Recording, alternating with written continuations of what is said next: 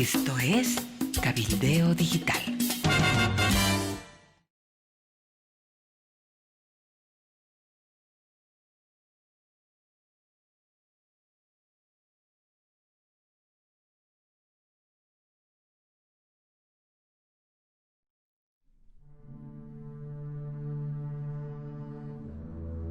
Hemos ignorado a algunos que realmente han sido caudillos, como Tupac Katari. Si no hubiese sido la investigación magistral que hizo Condarco del Zaratehuilca, ese Zaratehuilca sería un pobre olvidado. Y no porque no hizo nada, no porque no tuvo seguidores, sino porque el enemigo se encargó de aplastar,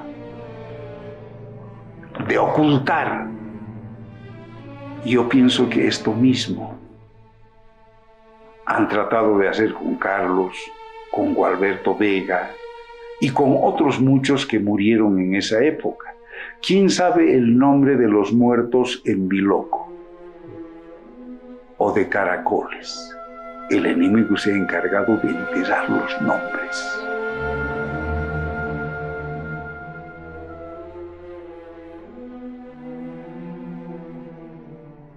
Porque son demasiado quemantes, calientes.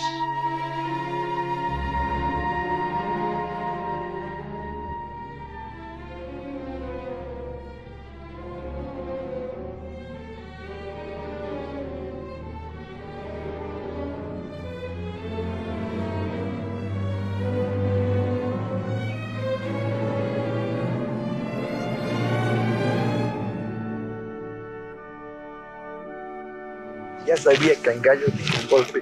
Como era el militar, aunque estaba al lado de baja, dijo, ya no podemos parar. Ahorita la hegemonía militar la chévere. Se viene el golpe, hay que tomar, no hay que exponerse. Porque Angallo tenía la idea de que un combatiente que escapa puede volver a pelear. Pero un compañero combatiente que muere ya no puede volver a pelear. Entonces, en su visión militar sí es mejor escapar, ¿no? Como decía, los puentes sirven para unir, decía Cangallo, pero también para escapar. Hay momentos en que hay que saber escapar y no exponerse a la muerte, ¿no? Entonces yo creo que le avisó, porque Carlos estaba más comprometido con su visión y que incluso estaba dispuesto a dar la vida y con tomar una posición de retroceso, de recaudo, ¿no? En ese momento de repente era lo oportuno.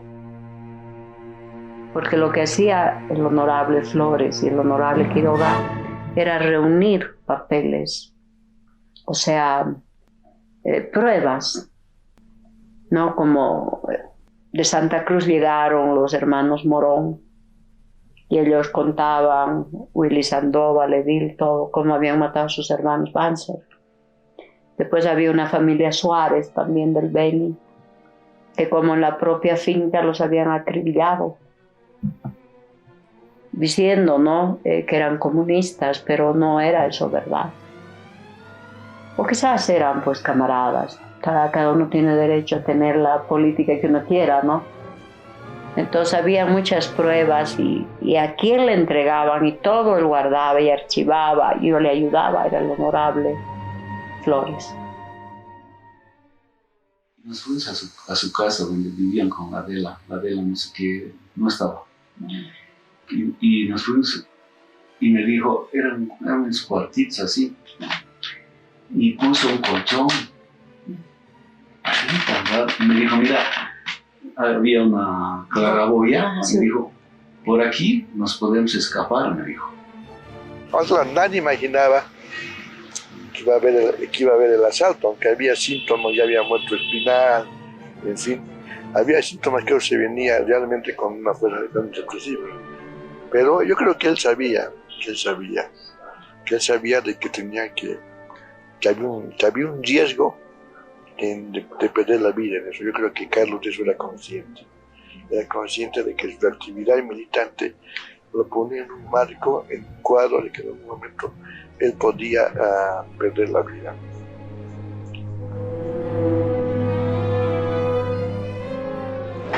Pero, ¿por qué lo hizo? Hay momentos que yo me pregunto, ¿por qué lo hizo? Lo hizo porque era una persona totalmente sensible, porque se identificaba con las posiciones del porradismo, en sentido de que el POR tenía un programa esencialmente, fundamentalmente de valores socialistas, a tal extremo que en su periódico ellos sacaban y decían, Lucha Obrera decía, el socialismo es una necesidad de la humanidad. Así decía su periódico. Yo creo que él vivía en términos de un comunismo. Él creía en el comunismo y creía que había que vivir el comunismo antes de que el comunismo fuera una estructura de la sociedad, ¿no? Recuerdo una vez que vine aquí a La Paz y fuimos como hacíamos, ¿no? Salíamos al campo a jugar, a charlar, a conversar, a hacer análisis político. Nos pusimos a jugar fútbol. Y él dijo, a ver, ¿quién es el capitalista que cuenta los goles? Para él había que jugar, ¿no? Ese era un hecho fraterno. Quién ganara o no era un hecho absolutamente secundario. Eso no importaba. Y ese era el Carlos, ¿no? Era capaz de pensar más allí de los egoísmos. Entonces, todo eso le llevó a él a forjarse como un líder de primera línea.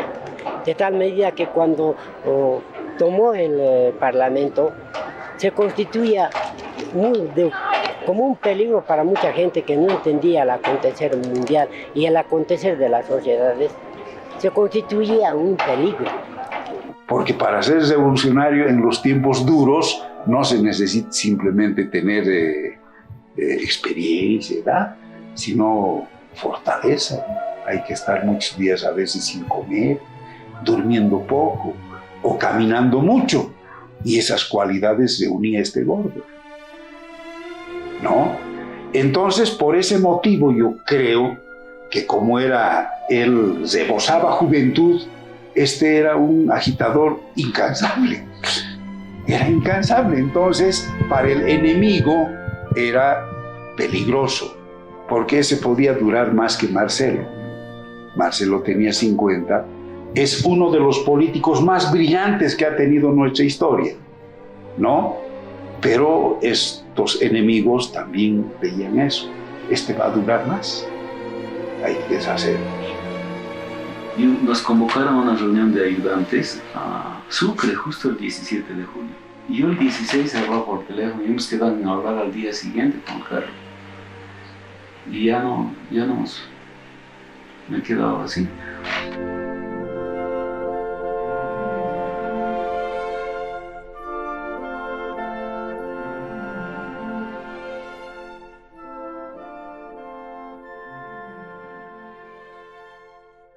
El ataque que teníamos de todo lo que eran las dictaduras siempre han sido actos muy asesinos. Recuerdo que Carlos me dijo una vez, fíjate, aquí en la espalda tengo una mancha. Capaz un día me vas a tener que reconocer. Entonces, este día luego, el 17 de julio, cuando vino el golpe de Estado, estábamos en casa y cuando escuchamos las noticias del golpe de Estado, Carlos me dijo, este es un golpe asesino, este no es solamente un golpe de ensayo, estos van a salir a matar. Entonces dijo, yo tengo que ir a la central obrera porque tenía esta reunión con la comisión. Me dijo, recoge todos los documentos y si no vuelvo hay que cerrar esta casa. Le dije, sí que vas a volver. Me dijo, me voy al Parlamento y después me voy seguramente me voy a la central obrera. Carlos se fue y yo me quedé en casa organizando los papeles.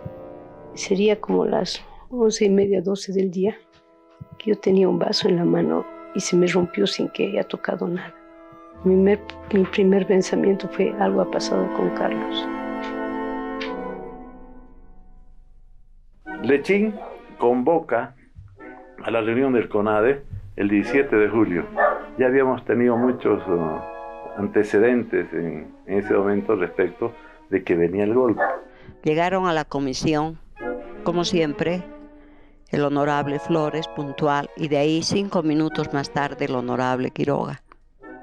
Y se fueron, o sea, yo les entregué todos sus documentos para que lleven a la COP. Y se fueron ellos a las 9:30, porque a las 10 en punto empezaba la reunión.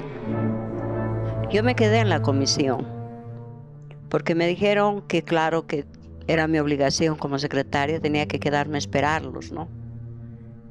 Se reúne el CONADE y declara la huelga general indefinida, termina la reunión y bajamos hacia el Prado, que es el lugar donde está ubicada en la ciudad la sede de la COP. Y en eso llegó la Televisión Nacional de Bolivia. Termina la conferencia de prensa y llegó Canal 7. Y ahí hablamos entre los que quedábamos, porque unos se fueron no porque no querían combatir, no, sino porque ya había concluido la conferencia de prensa, el llamado a la resistencia al golpe, y cada quien pues, a su trinchera, a su lugar de lucha. Bueno, entre los que nos miramos, ¿sí? Hay que repetir la conferencia de prensa. ¿Ah? Y pidió a todos los presentes de la reunión volver a subir a la sede para anunciar la huelga general indefinida a Canal 7, que tenía una difusión nacional. Y un hecho muy significativo e importante, son conocidas las personas que retornamos, pero yo creo que en este caso hay que resaltar que Carlos, ¿no?, también retornó y subió y participó con nosotros en este segundo acto de llamado a la resistencia al golpe. ¿Ah? Entonces, si era un combatiente que estuvo ahí, etcétera, podía haber seguido, pero siento que él tuvo una responsabilidad de estar con nosotros, y hay pues la foto que testimonia su presencia en ese momento crucial, que ya será el asalto. ¿Ah? Mira qué detalle que me hacía notar este señor Sarabia. Me dice, él era guardaespaldas, ¿no?, de Antonio Pereira. Entonces el día del golpe, ellos estaban en el periódico aquí. Entonces temprano dicen, vámonos. Sale y Antonio le dice, tú anda, date una vuelta por la COP, a ver qué está pasando. Entonces él va, al entrar a la COP lo reconoce al killer, al famoso, ¿no? Sí. Felipe Molina.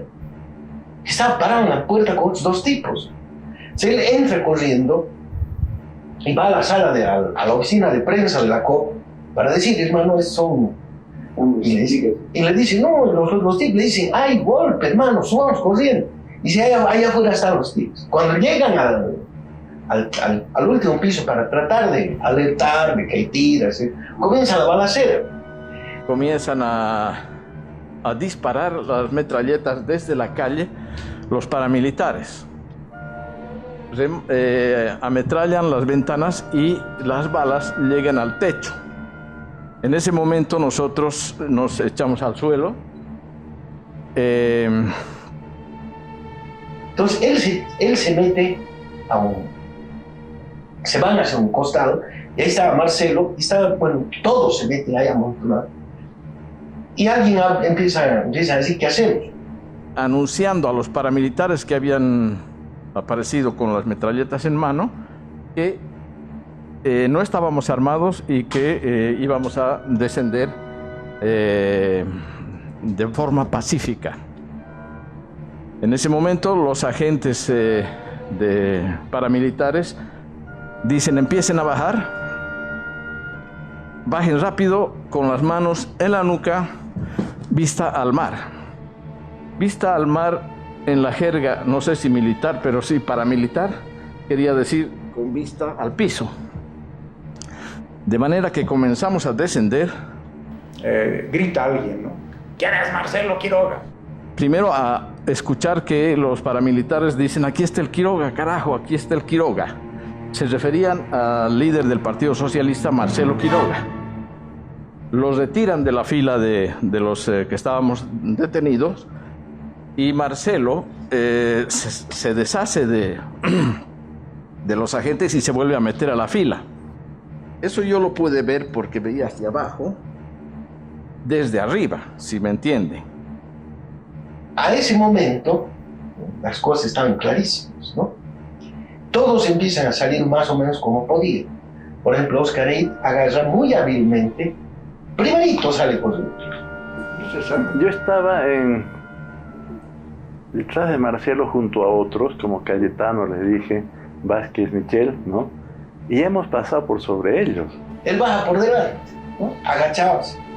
En ese momento estaba Carlos delante mío. Él bajaba delante mío y comenzamos a bajar a toda velocidad, bueno, a toda la velocidad que se podía. Todos eran sacados con las manos en la nuca y a golpes de la Central Obrera Boliviana. Afuera esperaban las ambulancias. Incluso al salir, yo veo una ambulancia a la que estaban subiendo a dirigentes. Y, claro, cuando Oscar Eid está ya en la fuerte calle, al finalizar las gradas, comienzan los disparos, los tiras mismos se ponen nerviosos. Entonces los primeros 5 o 6 que salen a la calle se entran al edificio en vez de entrar a la ambulancia. Entonces instintivamente yo veo en el edificio venido una puertita, una ventana, a la entrada de esas metálicas, y corro ahí y me escapo. Y hay una ráfaga de metralletas que lanzan. En ese momento uno de los agentes, de los paramilitares dice, este me lo tiro yo, carajo. Y le da una ráfaga de metralla a Marcelo y Marcelo cae después del primer piso, cae en las gradas que iban hacia la calle y luego terminaban en otra gradería que salía al Prado. Marcelo cae y seguimos bajando. Lo hiere. Él cae en las gradas de la Central Obrera Boliviana y ninguno de los otros compañeros no pudo asistir o ver qué les estaba ocurriendo al compañero Marcelo, ni al compañero Carlos Flores, ni a Gualberto Vega. Yo debo decir que no tenía ningún interés de mirar la cara a los paramilitares porque había el temor de que nos disparen a nosotros, si es que les mirábamos el rostro. Estaban drogados y estaban con un marcado aliento alcohólico. Entonces, en aras de preservar la vida, lo que hacíamos todos, creo que todos, era mirar hacia el piso y no levantar la cabeza. Estaban bajando con las manos en la nuca, en medio de un griterío de golpes, de balacera. Entonces seguimos bajando y llegamos al descanso del primer piso con Carlos delante mío. A Carlos lo reconocen y dice el paramilitar que le va a disparar, ¿y vos qué haces aquí, carajo? Y le da una metralla de cerca. Carlos estaba acá adelante y el paramilitar estaba al lado. Y le propina una ráfaga de metralleta a Carlos. Y yo logro ver, porque los disparos fueron muy cerca, logro ver cómo Carlos cae dando un giro de 90 grados pesadamente al piso y esta ráfaga, debo decir que fue una ráfaga fulminante. Yo no pienso que pudo haber sobrevivido Carlos, porque esta sí fue una ráfaga para matar a Carlos, para acribillarlo, para eliminarlo. Seguimos, logro saltar sobre su cuerpo, sobre el cuerpo de Carlos, y seguidamente en la otra bajada encuentro a Marcelo, él sí vivo. Marcelo Quiroga, que era amigo mío también, al ver, me agarra del botapié del pantalón y me sujeta como quien se aferra a la vida, porque ya estaba desangrándose. No es cierto eso de que fue un rebalse de la ráfaga dirigida a Marcelo la que le llega a Carlos, ¿no?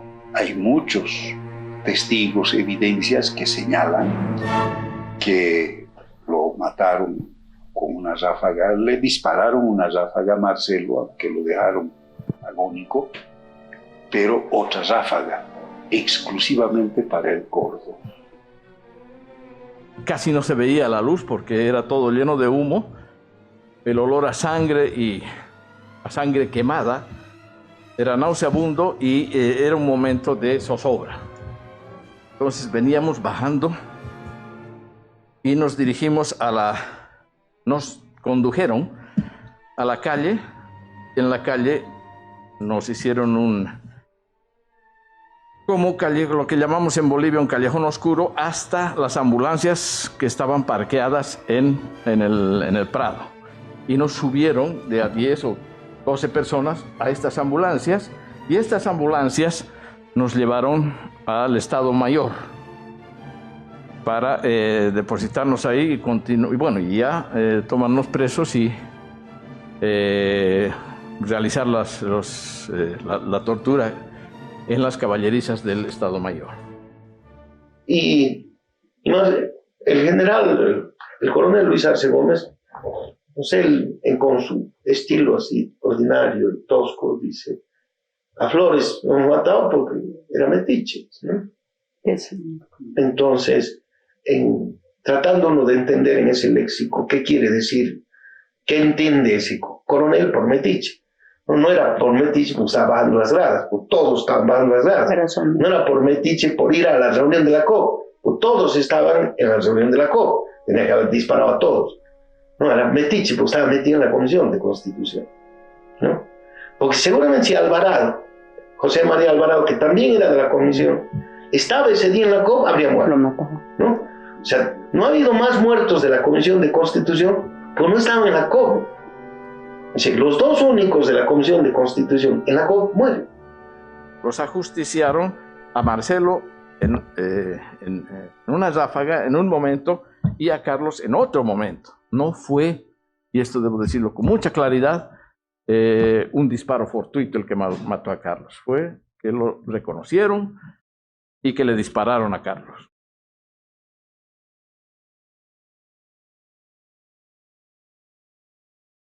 Pero lamentablemente hay mucha gente que hoy en día no sabe quién fue él, porque sobre el tema del 7 de julio ha quedado la imagen, el icono del embajador Quiroga, ¿no? Claro, el embajador Quiroga venía a ser ministro de Obando, había legado nacionalizado, es un tipo que estaba políticamente nacional, era jefe de un partido político, un brillante orador, un gran parlamentario. Entonces su figura subsanó a las demás muertes. La muerte de Carlos Flores y de Vega no tuvieron la relevancia que tuvo la muerte de Marcelo, pero ellos también han dado su vida por la democracia, ¿no? Tanto Carlos como Vega. Parece que Celita era espía de ellos, porque nunca más en mi vida la vi.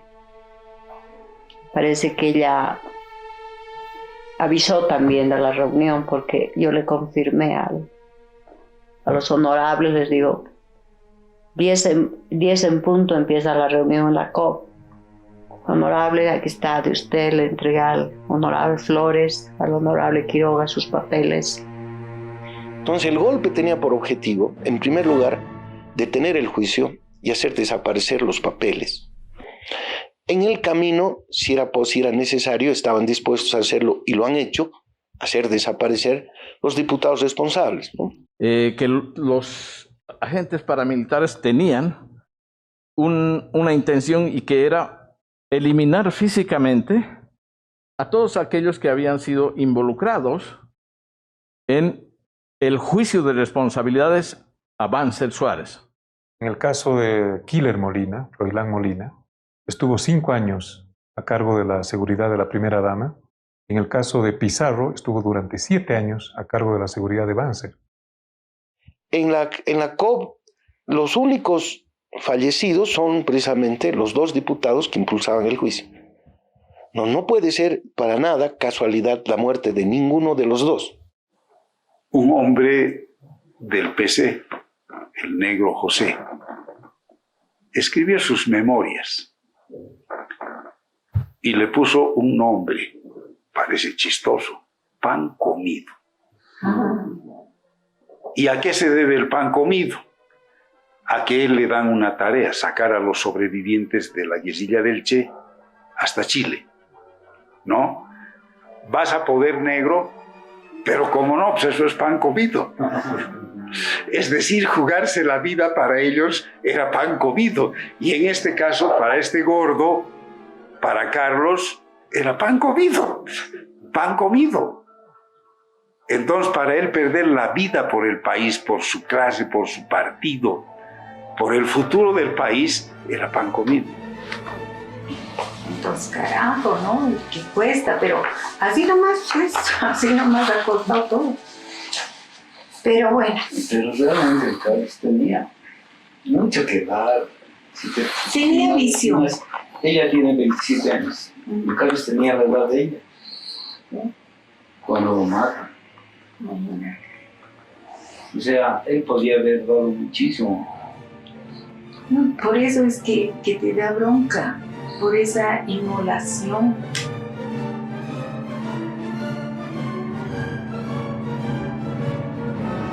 Y por eso murió. Yo creo que él murió defendiendo al Marcelo Quiroga, y no necesita que nadie me la diga. Estoy absolutamente seguro que es así. Pese a las diferencias que podía tener con el Marcelo, veía en él un hombre en ese momento en complicaciones, en dificultades, un otro revolucionario, y él estaba ahí para colaborarlo, para ayudarle y para dar su vida. ¿Qué era eso? Estaba así. Yo me acuerdo la última vez que los he visto y el honorable Flores usaba lentes grandes. Y Marcelo estaba de traje. O sea, no de traje así, saco, sino tenía su chamarrita, color beige, su camisa y su pantalón. Risas de niños fuera del cementerio, ¿no? Tal vez había un grupo de jóvenes que reían y niños, y había mucho también mucho sonido de pájaros. Y decía, escucha cómo ríen los niños. Si podíamos mantener la risa de los niños en todas partes. Y eso me hace pensar en la escuela. Que ahora, para mí es Carlos, esa unidad educativa que se ha constituido. Esos niños, gracias a la imagen de Carlos Flores Pedregal, pueden tener esta alegría de vivir, esta oportunidad de aprender, de sentir el conocimiento. Yo creo que es una forma de homenaje muy linda. Es un homenaje vivo a la unidad educativa Juan Carlos Flores Pedregal.